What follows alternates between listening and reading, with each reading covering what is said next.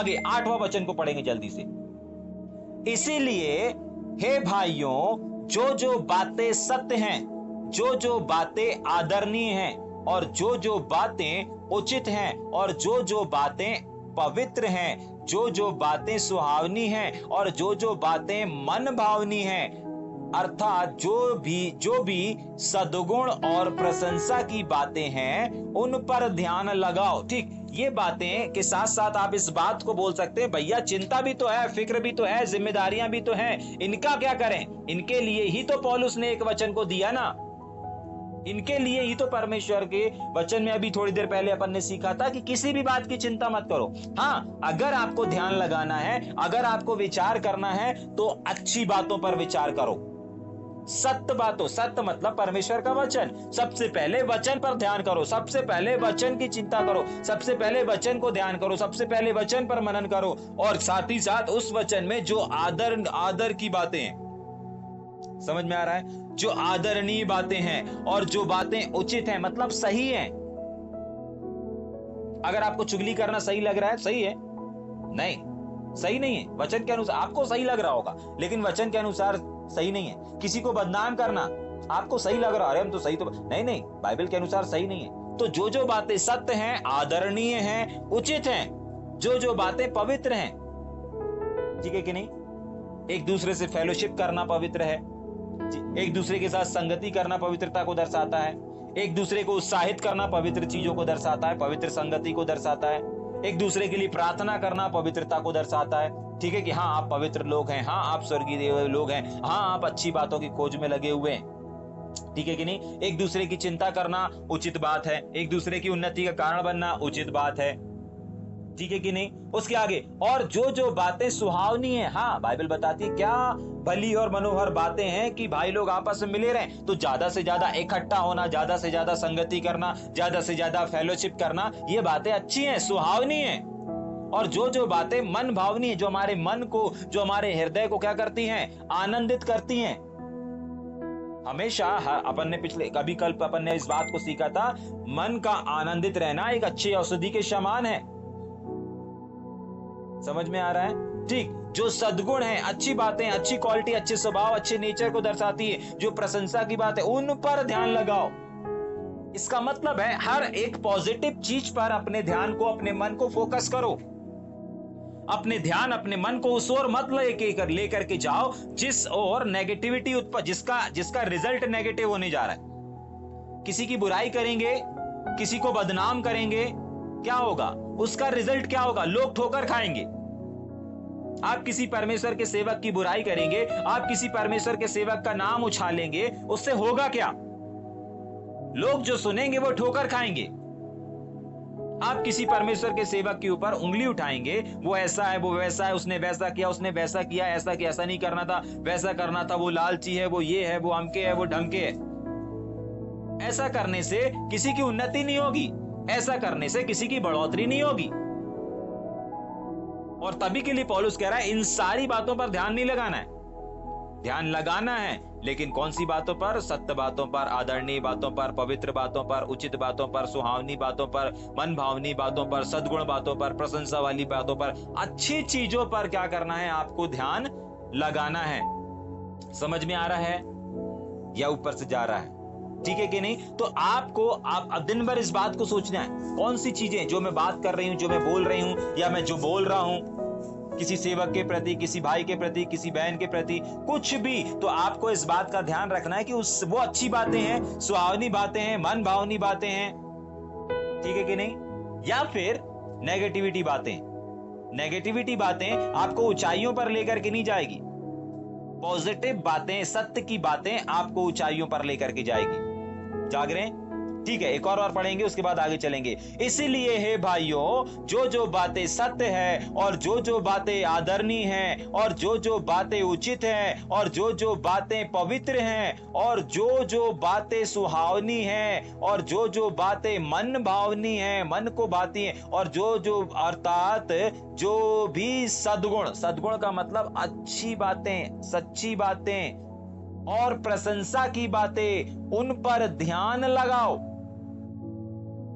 जैसे अपन वचन पर ध्यान लगाते ना, सारी अच्छी बातें आपको वचन में मिलेंगी, सारी प्रशंसा की बातें आपको वचन में मिलेंगी, सारी सद्गुण की बातें आपको वचन में मिलेंगी, मन को भावने वाली बातें वचन में मिलेंगी, सुहावनी बातें वचन में मिलेंगी, पवित्र वाली बातें वचन में मिलेंगी, सत्य उचित वाली बातें, सही वाली बातें आपको वचन में मिलेंगी, सत्य की बातें आपको वचन में मिलेंगी।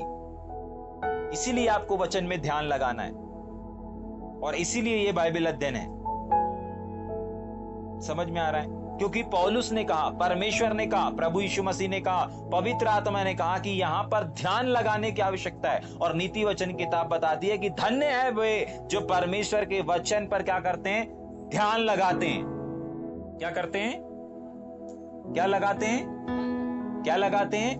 ध्यान लगाते हैं। धन्य है वे लोग, धन्य है वे लोग जो परमेश्वर के वचन पर क्या करते हैं? ध्यान लगाते हैं। ठीक, 9 वचन, जो बातें तुमने मुझसे सीखी हैं। पौलुस ने, जैसे यीशु मसीह ने अपने जीवन को जिया, अपने जीवन की बातों को हमको फॉलो करने के लिए बोला कि मैंने तुम्हें एक नमूना दे दिया हूं, मुझसे सीखो। पौलुस भी इस बात को बोल पाया, जो बातें तुमने मुझ में सीखी हैं। पौलुस के अंदर नम्रता थी, दीनता थी, सुहावनी बातें थी, मन भावनी बातें थी, उचित बातें थी, सत्य बातें थी। ठीक है कि नहीं? जो तुम लोगों ने मुझसे सीखी हैं और ग्रहण भी की है, स्वीकार भी की हैं। आपने वचन को सुना है, आपने वचन को स्वीकार किया है, आपने वचन से कुछ बातों को सीखा है, आपने कुछ बातों को वचन से ग्रहण किया है, स्वीकार किया है। तो जो भी आपने वचन से सीखा है, चाहे पौलुस के जीवन से हो, चाहे यीशु मसीह के जीवन से हो, चाहे थिमुथियुस के जीवन से हो, चाहे थिस्सलुनीके के जीवन से हो, चाहे बाइबल के किसी भी किरदार से जो भी बातें, हर एक किरदार आपके लिए एक संदेश है। चाहे वो पुराने नियम का हो, चाहे वो नए नियम का हो, हर एक किरदार आपके लिए एक शिक्षा को लेकर के आता है। याद रख लीजिएगा, चाहे दाऊद का जीवन हो, हर एक का जीवन आपके लिए क्या है? एक शिक्षा है, एक सीख है। और पौलुस कह रहा है, जो जो बातें तुमने मुझसे सीखी हैं और ग्रहण की हैं और साथ ही साथ सुनी भी हैं, सुनते भी हैं लोग, सीखते भी हैं लोग। और तीसरी और इंपॉर्टेंट चीज, ग्रहण करना।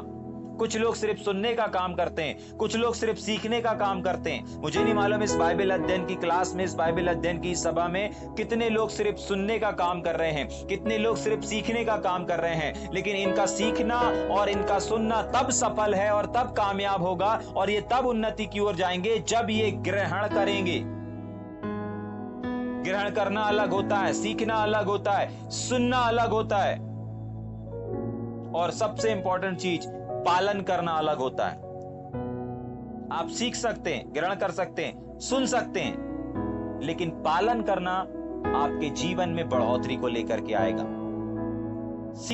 सीखना आपके ज्ञान को बढ़ाएगा, ग्रहण करना आपके अंदर स्टोरेशन को लेकर के आएगा कि जब भी आवश्यकता पड़े आपने ग्रहण करके रखा हुआ है, स्टोर करके रखा हुआ है। सुनना आपके अंदर विश्वास को लेकर के आएगा। लेकिन अभी सुनने से, ग्रहण करने से और सीख लेने से बढ़ोतरी अभी रुकी हुई है। बढ़ोतरी कब होती है एक इंसान की? वापस पढ़ेंगे उसको। जो बातें तुमने मुझसे सीखी और ग्रहण की और सुनी और साथ ही साथ और मुझ में देखी और उन्हें पालन किया, उनका पालन किया करो। मतलब सबसे आखिरी जो भाग है, पहला भाग होता है सीखना, दूसरा भाग होता है ग्रहण करना, तीसरा भाग होता है सुनना और चौथा भाग होता है देखना। इन चीजों को, इन कामों को, इन शिक्षाओं को आपने परमेश्वर के बारे में सीखा है, परमेश्वर की शिक्षाओं के बारे में सीखा है, हाँ या ना? हाँ, सीखा है हमने, उसको अपन ने क्या किया? ग्रहण किया, यानी कि स्वीकार किया, स्टोर किया, अपने हृदय में रखा हुआ है। ठीक है। तीसरी चीज, हमने सुना है, सुनने के द्वारा हमारा विश्वास बढ़ता है, ग्रहण करने के द्वारा हमारे पास इकट्ठा होता है, सीखने के द्वारा हमारा ज्ञान बढ़ता है। और चौथी चीज, हम सब इन तीनों पर विश्वास नहीं करते, लेकिन जब तक हम इनको देखे ना। आपने देखा है एक अनपढ़ व्यक्ति लोगों को सिखा रहा है? हाँ, देखा है। एक व्यक्ति जिससे नाम लिखते नहीं बनता था, वो आज लोगों को सिखा रहा है, हमने देखा है। एक व्यक्ति जिससे बाइबल पढ़ते नहीं बनता था, नाम लिखते नहीं बनता था, वो व्यक्ति आज लोगों को सिखा रहा है, समझा रहा है, हमने ऐसे लोगों को देखा है। ठीक है कि नहीं?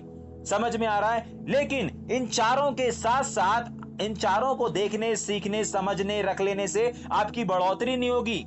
ये सिर्फ आपके नॉलेज, आपके अनुभव को आपको मसीह संसार में लेकर के चलेगा, लेकिन मसीह संसार में बढ़ोतरी कब होगी और आपके जीवन में बढ़ोतरी कब लेकर के आएगा? जब इसके 5वें भाग को हम रिसीव करते हैं, और 5वां भाग है उन्हीं का पालन किया करो। जाग रहे हैं? जो कुछ आप इस परमेश्वर के वचन से सीख रहे हैं, आपका ज्ञान बढ़ रहा है। जो कुछ आप इस वचन से ग्रहण कर रहे हैं, आपके अंदर रिस्टोर हो रहा है, स्टोर हो रहा है। तीसरी चीज, जो कुछ आप सुन रहे हैं वचन को, जितना ज्यादा आप परमेश्वर के वचन को सुन रहे हैं, इस सभा खत्म होने के बाद भी हो सकता है आप रिकॉर्डिंग लगा लगा के सुन रहे होंगे। आप निश्चय जानिए कि आप जब सुन रहे हैं, आपका विश्वास बढ़ रहा है, आपका मसीह में फेथ बढ़ रहा है, आपका मसीह में उत्साह बढ़ रहा है। हर एक चीज जो आपकी घट रही थी, अब वो आपके अंदर एक बढ़ोतरी को लेकर के आ रहा है। ठीक है, 5वीं चीज आपने देखा भी है, बढ़ोतरी को देखा। 4थी चीज, आपने बढ़ोतरी को भी देखा है। आप देख करके विश्वास करने वाले हैं, ठीक है कि नहीं? सबसे इंपॉर्टेंट चीज बाइबल बताती है, हमसे डिजायर को रखती है कि अब आप उसी का पालन किया करो। अब जो आपने देखा है, सीखा है, ग्रहण किया है, सुना है, उनका अब पालन किया करो। आखिरी चीज, तब परमेश्वर की जो शांति का सोता है तुम्हारे साथ रहेगा। हम लोग सब बोलते हैं ना, परमेश्वर आपके वचन में लिखा है हमारे साथ में है, यीशु साथ है मेरे, यीशु साथ है मेरे, लेकिन बाइबल बताती है तब साथ रहेगा, तब साथ रहेगा। कंडीशन है, तब साथ में रहेगा। जाग रहे हैं? जब आप परमेश्वर के वचन को सुनेंगे, सीखेंगे, ग्रहण करेंगे, आंखों से देखेंगे उस सामर्थ को और उसका पालन करेंगे, तब जाकर के लिखा है कि तब परमेश्वर की जो असीम शांति का सोता है तुम्हारे साथ रहेगा। आपको मालूम है, आपको परमेश्वर को हमारे साथ प्रकटी रूप में रहने के लिए निवेदन, प्रार्थना और उपवास करने की आवश्यकता नहीं है। प्रभु मेरे साथ में रहे, मेरे साथ ही रहना हो प्रभु, ऐसा करने की आवश्यकता नहीं है। जब आप इन चीजों को फॉलो करेंगे, परमेश्वर कह रहा है कि मैं खुद तुम्हारे साथ रहने आऊंगा। तुमको मुझे इनवाइट करने की आवश्यकता नहीं पड़ेगी। परमेश्वर पिता आ जाइए, आ जाइए, आ जाइए। पुराने नियम में होता था, परमेश्वर आग गिरा करके साबित करो, इस सके साबित करो। नहीं नहीं, आज सिचुएशन, आज वर्जन अपडेट हो गया है। आज वर्जन ऐसा हो गया है कि हम अपने जीवन के द्वारा, हम अपने स्वभाव के द्वारा, हम अपने नेचर के द्वारा, हम अपने आचरण के द्वारा क्या कर सकते हैं? परमेश्वर को अपने साथ रहने के लिए उसके कदमों को हमारे तक लेकर के आ सकते हैं। जाग रहे हैं? हमारा स्वभाव, हमारा नेचर, हमारा चाल चलन परमेश्वर को हमारे नजदीक ले आएगा, और उसके लिए आपको प्रार्थना करके घुटने तोड़ने की आवश्यकता नहीं है। घुटने तोड़ने से, जिंदगी भर प्रार्थना करने से कुछ नहीं होगा। अपने जीवन को अपडेट करो, अपने जीवन में ध्यान किस ओर लगाना है, आज इस बात को हमने सीखा है। समझ में आ रहा है या ऊपर से जा रहा है? अगर आप ऐसे जीवन को जिएंगे तो निश्चय जानिए कि परमेश्वर स्वयं आपके पास आएगा, उसकी शांति आपके पास आएगी, उसका सोता आपके पास आएगा और वो खुद आपके साथ रहेगा। ऐसा लिखा है आखिरी भाग में कि परमेश्वर तुम्हारे साथ रहेगा। कुछ लोग हमारे यहां आते ना, रहने के लिए आते हैं?